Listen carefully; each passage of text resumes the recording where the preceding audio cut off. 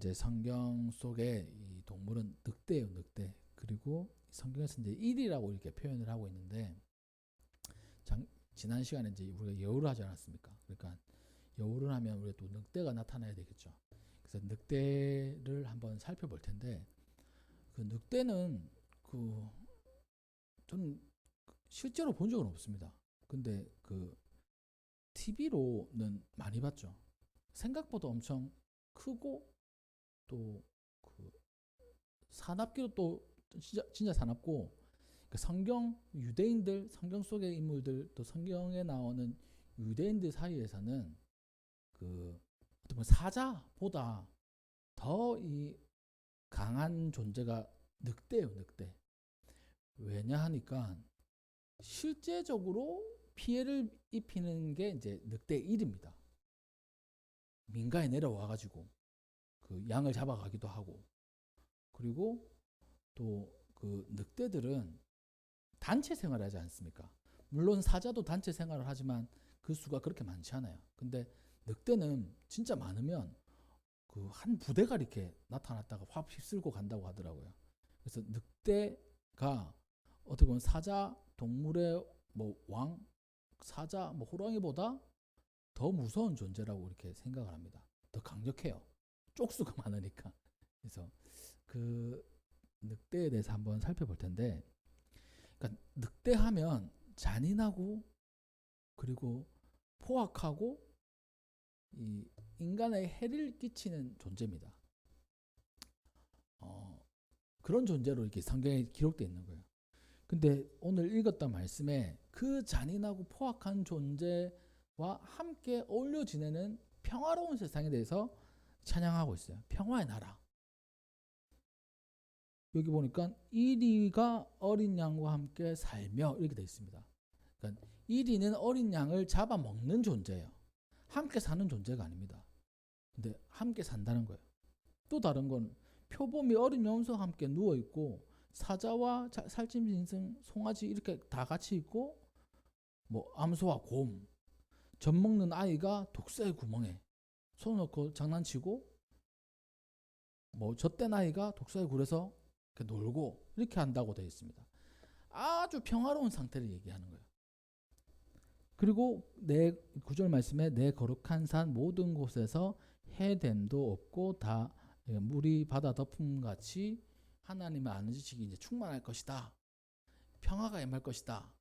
바로 그 하나님의 나라의 평화를 의미합니다. 이거를 그 두 가지로 의미를 해석할 수 있어요. 실제로 그러한 그 문자 그대로의 삶으로 해석할 수도 있고요. 다르게는 우리에게 이 잔인하게 다가오는 그 여러 가지 현상들, 우리의 삶에 뭐 이 잔인한 또 포악한 그 모든 것들, 예수님 안에서 평화롭게 된다라는 그런 의미로 우리가 받아들일 수도 있는 겁니다. 이 두 가지 의미가 될 수 있어요. 이리와 어린 양이 함께 할 수 없는 거잖아요. 함께 하게 된다는 겁니다. 그 잔인함 속에 있는 그 잔인함의 대표적인 그 늑대와 같은 그런 삶의 모습들과 평화를 이룰 수 있다는 거예요.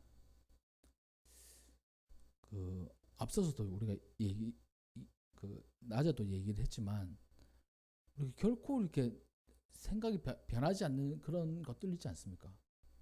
저 사람은 절대 내가 친해질 수 없어. 저 사람에게 절대 그 복음을 전할 수 없어. 저 사람 죽어 마땅해. 요나에게 니느웨 같은 그런 존재. 우리 삶 속에 니느웨 같은 존재.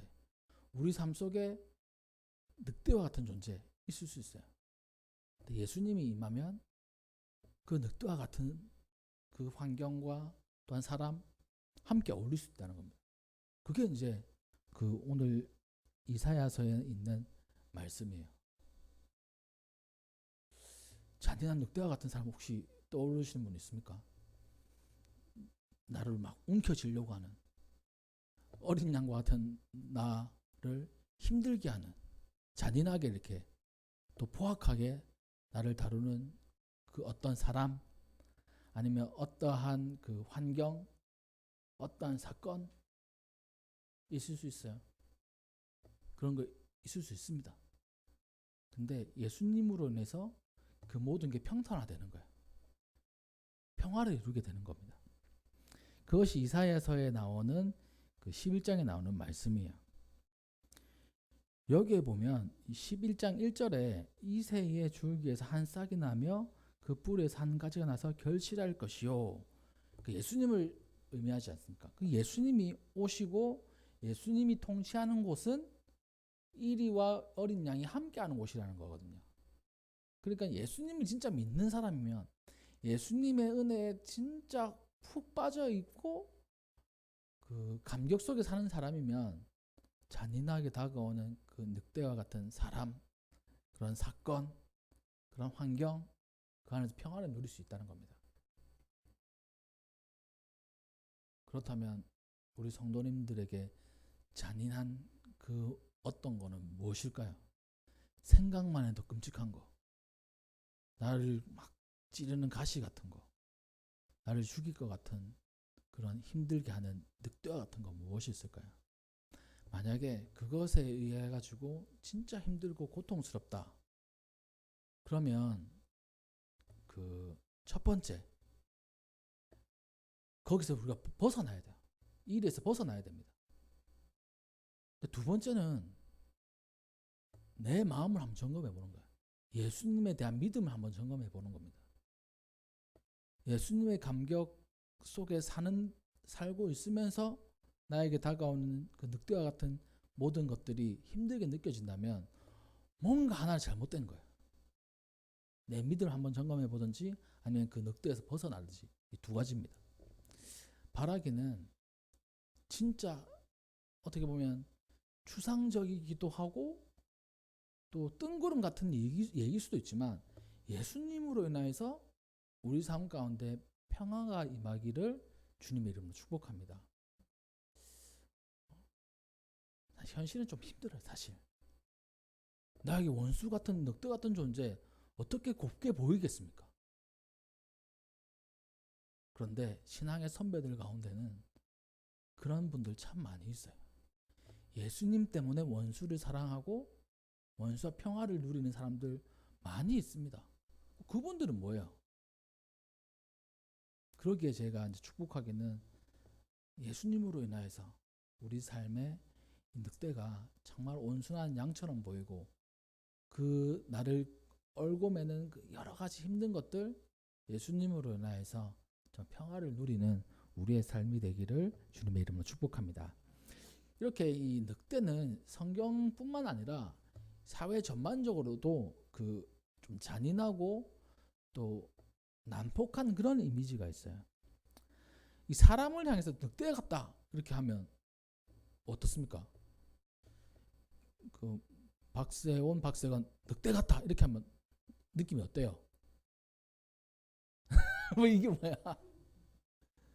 그러니까 요즘 이미지는 약간 이 중성적인 이미지가 있습니다. 늑대 같다고 하면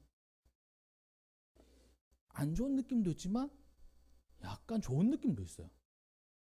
그 좋은 느낌이라는 게 막 긍정적인 게 아니라 약간 남성적인 느낌, 또 와일드한 느낌 그런 게 있습니다. 그래서 약간 이렇게 그 한쪽으로 치우쳐져 있는 느낌이 아니에요. 저 사람 잔인해, 잔인한 사람이야, 늑대와 같다 이렇게 얘기하지 않지 않습니까? 조금 뭐 이 시대는 이 늑대에 대해서 그 분위기를 흐려놨지만 대개는 늑대는 잔인하고 또 어떻게 보면 그 폭력성이 강하고 무자비하고 뭐 그런 느낌이 있어요. 사람을 향해서 그렇게 얘기하면 진짜 무자비한 사람이다, 과격한 사람이다 이렇게 볼 수 있습니다.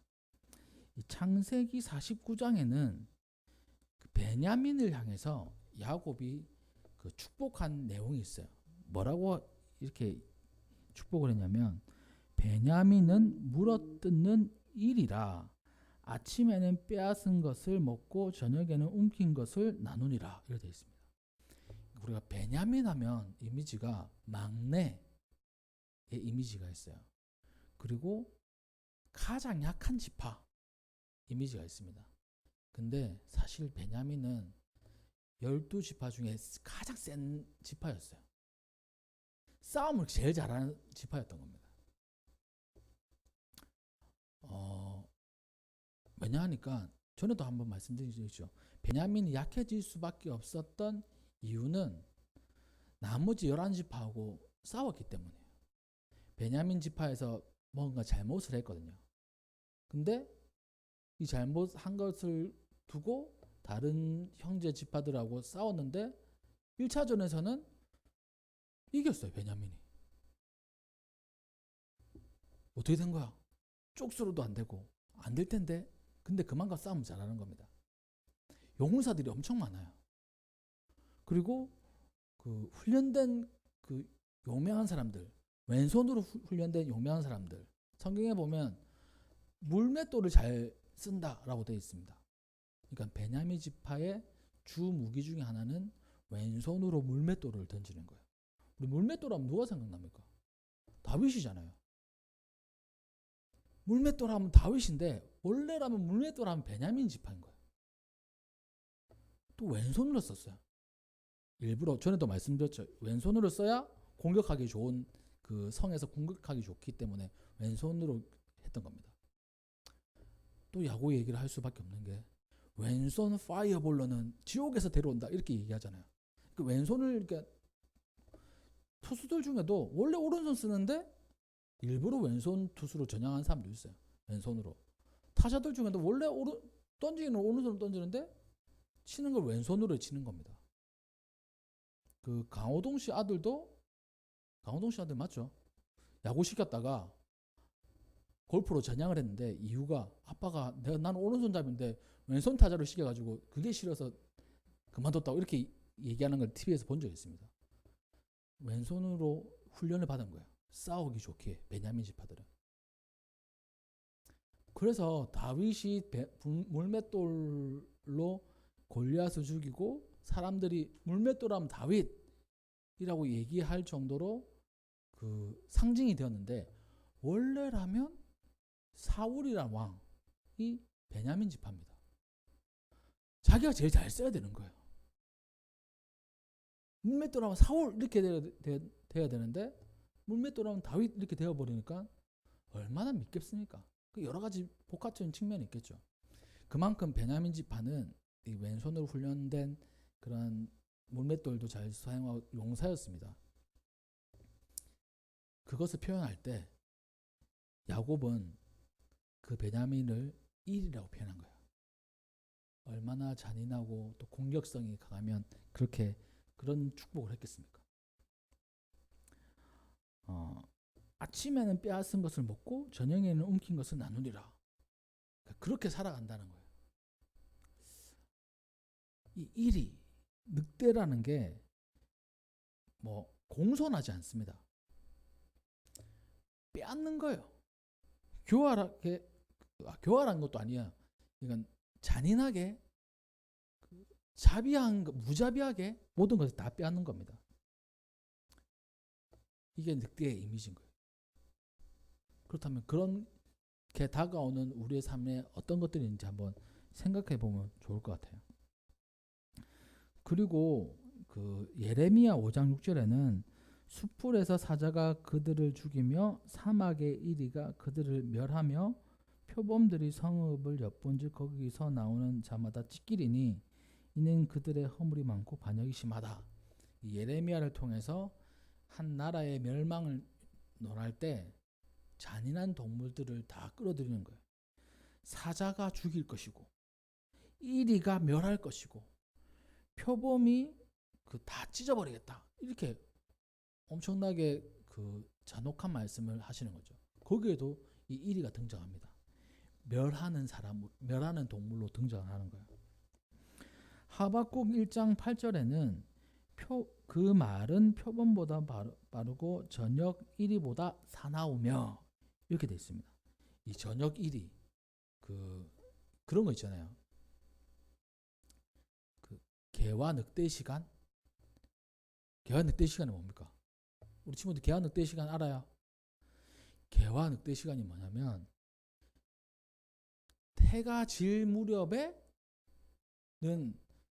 완전 어두운 것보다 해가 질 무렵에는 저 멀리서 저게 갠가? 저게 늑대인가? 저게 우리 집 개인가? 저게 나를 잡아 찢을 만한 늑대인가? 애매하게 구별하기 힘든 시간을 의미하는 거야. 그래가지고 그 시간을 의미한다. 지금으로 치면 언제겠어요? 해질 무렵 이때인 겁니다.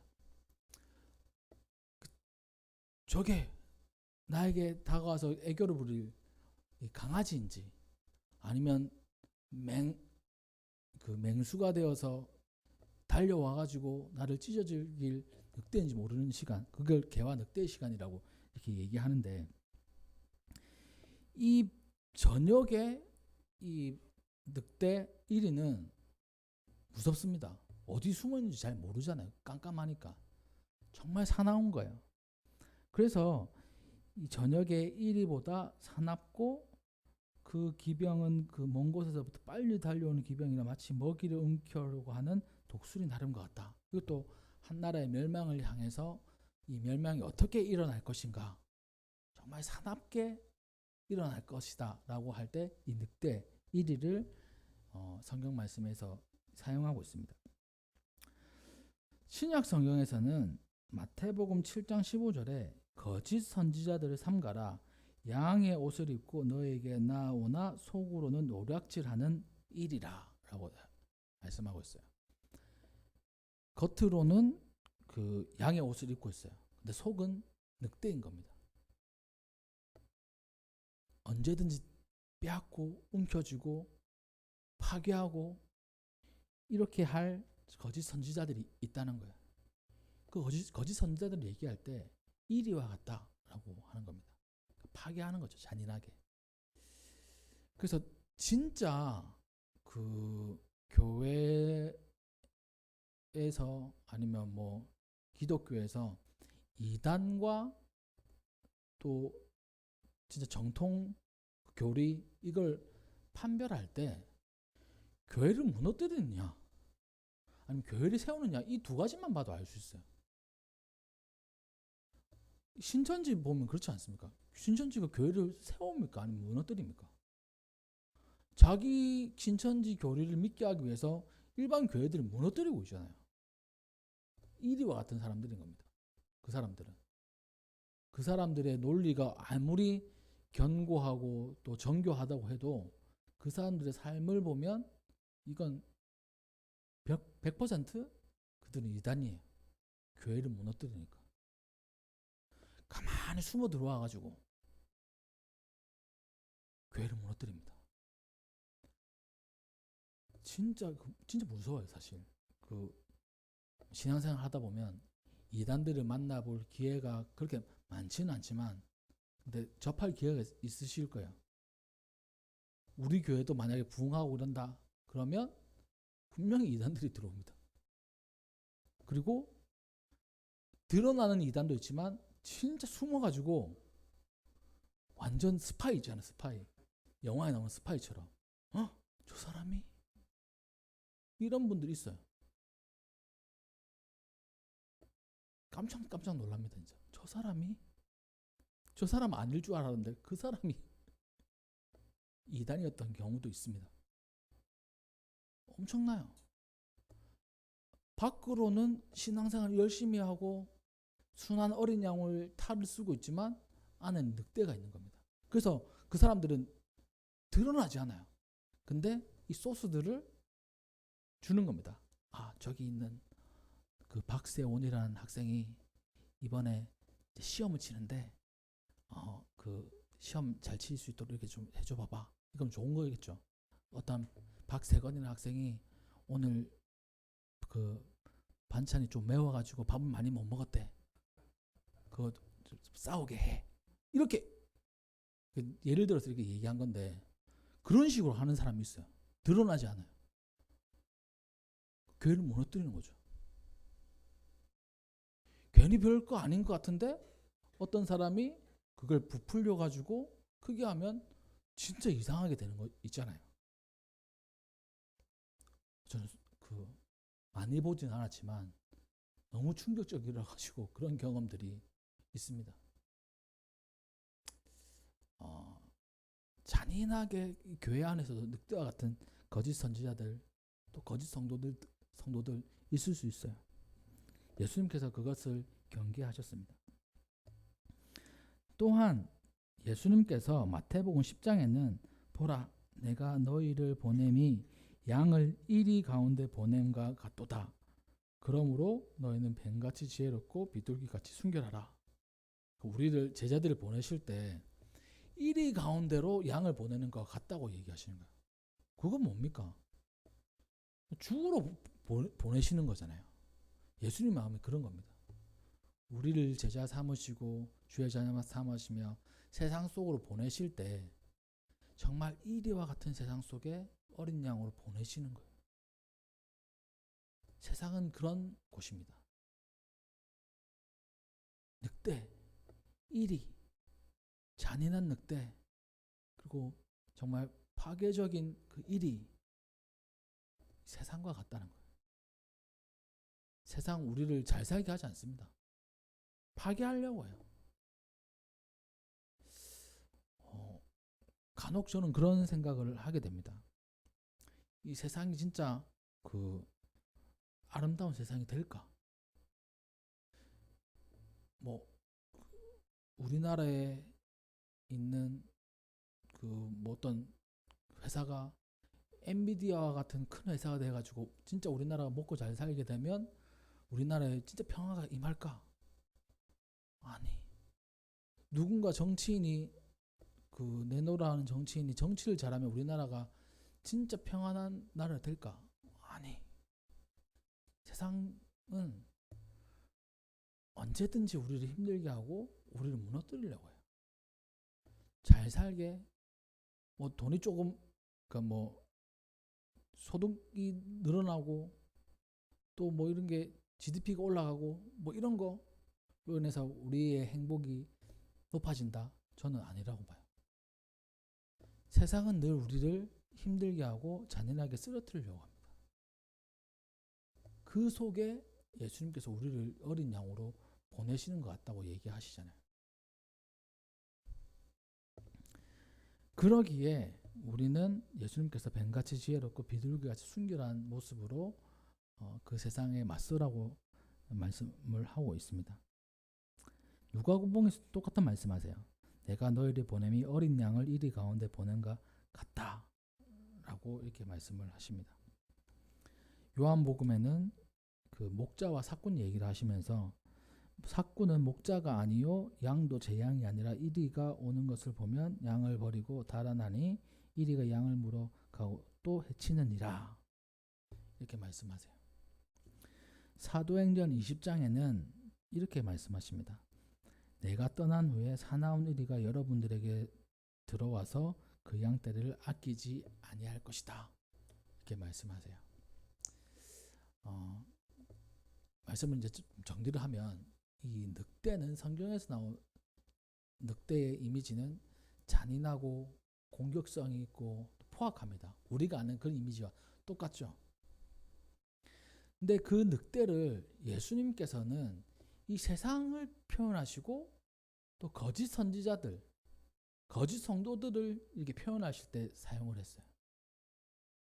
그 세상, 먼저는 세상을 볼 때 늑대와 같은 세상, 나를 힘들게 하고 또 나를 무너뜨리려고 하는 그 세상 앞에 우리는 어린 양일 수밖에 없다는 사실을 우리가 알아야 됩니다.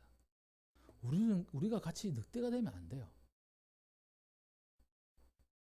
이게 그 예수님의 가치입니다. 저도 이 가치 속에 참 늘 혼란을 겪거든요. 왜냐하면 양은 그냥 물어뜯길 수밖에 없는 거잖아요. 양은 피해볼 수밖에 없는 그 존재입니다. 근데 저는 이기고 싶거든요, 사실. 뭐든지. 어떠한 사람 앞에 이기고 싶어요. 뭔가 문제가 있을 때. 다들 그렇지 않습니까? 예수님은 우리가 양이 되기를 원하시는데 나는 스스로 늑대가 되고 싶어 하는 거예요. 예수님은 스스로 양이 되셔서 피를 흘려 돌아가셨는데 나는 양이 되고 싶지 않아요. 잔인하더라도 이기고 싶어요. 늑대가 되어서. 그런 우리의 마음속에 자리 잡고 있는 늑대도 있다는 겁니다. 두 번째, 우리 인생 가운데 늑대로 다가오는 많은 사람들이 있어요. 맨 처음 말씀드린 것 같이 또 많은 환경들이 있어요. 물어뜯길 수밖에 없는 그 상황 속에 우리가 평화를 누릴 수 있는 유일한 방법은 예수님에 대한 그 믿음과 예수님께 온전히 지배당하는 것밖에 없습니다. 이사야서의 말씀, 어린 양과 이리가 뛰어논다는 거 있을 수 없는 것 같잖아요. 근데 있어요. 예수님으로 인하여서.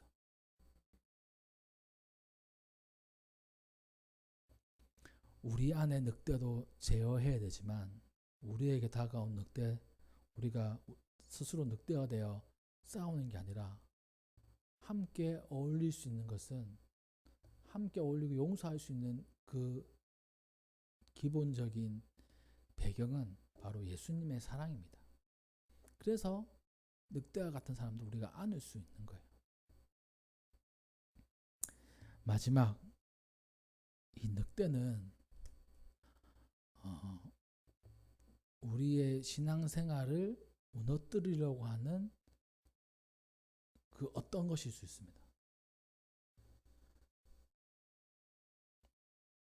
신앙생활을 할 때 여러 가지 이유로 우리를 신앙 밖으로 밀어낼 때가 있어요.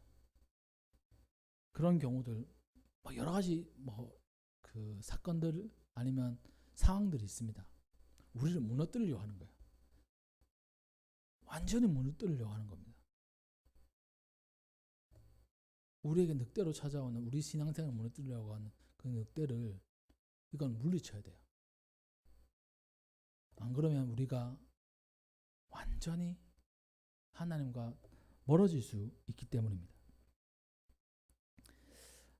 바라기는 우리 모든 성도님들 성경에 나오는 이 늑대 이번 한 주간 동안 묵상하시면서 이러한 생각을 좀 깊이 있게 생각했으면 좋겠어요.